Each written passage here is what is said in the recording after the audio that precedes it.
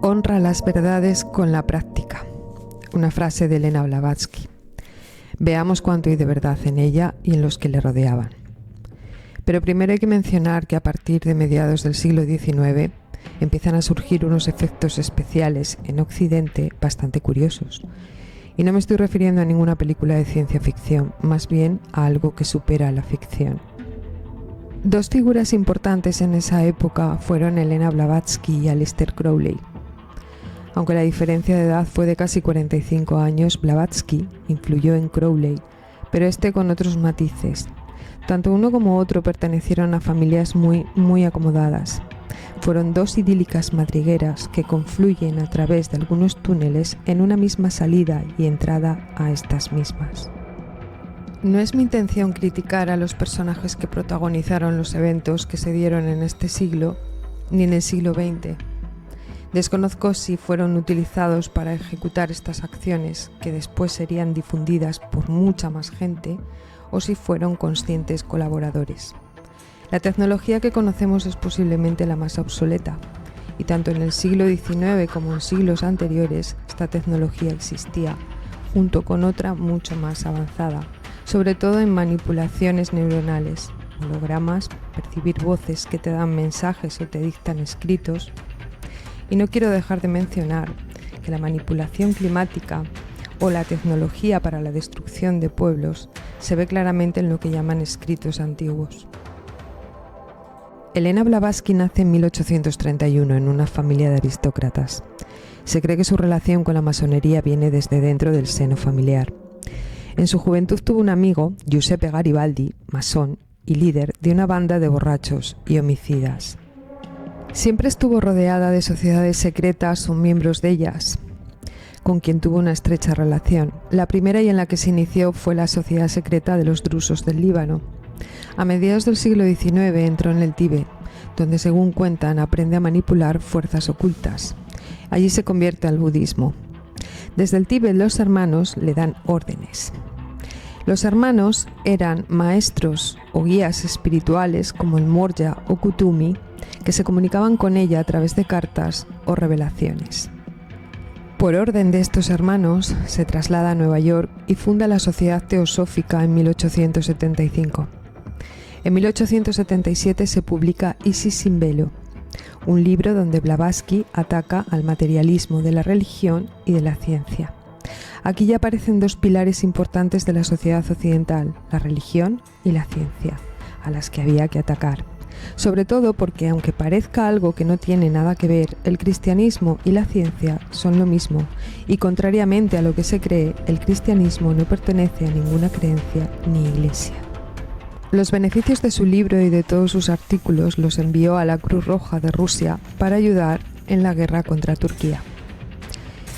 La familia Rothschild siempre ha estado estrechamente relacionada con la Cruz Roja. Nathaniel de Rothschild entra a formar parte del Comité de la Cruz Roja Británica en 1870. Para que se entienda, la gente hacía donaciones a esta organización para ayudar a las víctimas de la guerra y esas guerras eran financiadas por los Rothschild. Blavatsky criticó y atacó el materialismo de esos dos pilares de la sociedad occidental europea, la religión y la ciencia. Sin embargo, pasó por alto donde donaba su dinero, con lo fácil que lo tenía estando en Nueva York y mucho más fácil cuando se trasladó a Londres, donde su trabajo teosófico fue un centro para Europa, pero nunca hubo la más mínima crítica hacia el Comité Nacional para la Ayuda a los Enfermos de Guerra, ni para las irregularidades de tal organización. A la muerte de Elena Blavatsky surge una figura importante y muy influyente en la espiritualidad occidental y alumna de ella, Annie Besant, quien se convierte en líder de la Sociedad Teosófica, creadora de la New Age, defensora de los derechos de la mujer y control de natalidad, y difusora del hinduismo y marxismo. Junto con Alice Bailey, fueron dos figuras importantes en la Sociedad Teosófica. Alice Bailey funda el Trust de Lucifer. Hay que apuntar que Karl Marx, que en realidad se llamaba Kissel Mordechai, era un aficionado a todos estos menesteres oscuros de magia y ocultismo, además de gustarle tanto la bebida como la banda de Garibaldi. Annie Besant difundía y defendía todo lo que tenía que ver con este señor, encajando todo en una mezcla entre Marx y todos esos maestros ascendidos que hablaban con ella. Era bastante asombroso.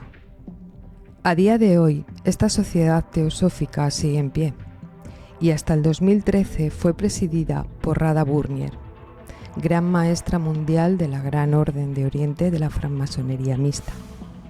¿Les van encajando un poco las piezas? ¿Qué testigos fiables hay sobre las prácticas de Elena Blavatsky, a excepción de lo que contaron los miembros de la sociedad teosófica?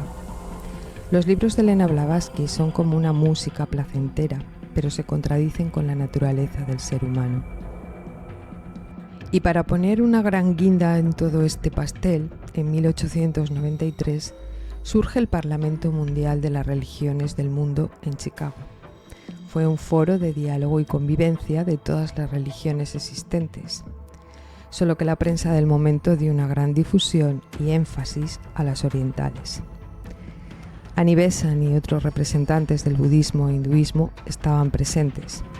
Hasta el siglo XX, en los años 80, no se volvió a reunir dicho foro. Por ejemplo, en España se celebró en 2004, en el Foro Universal de las Culturas en Barcelona.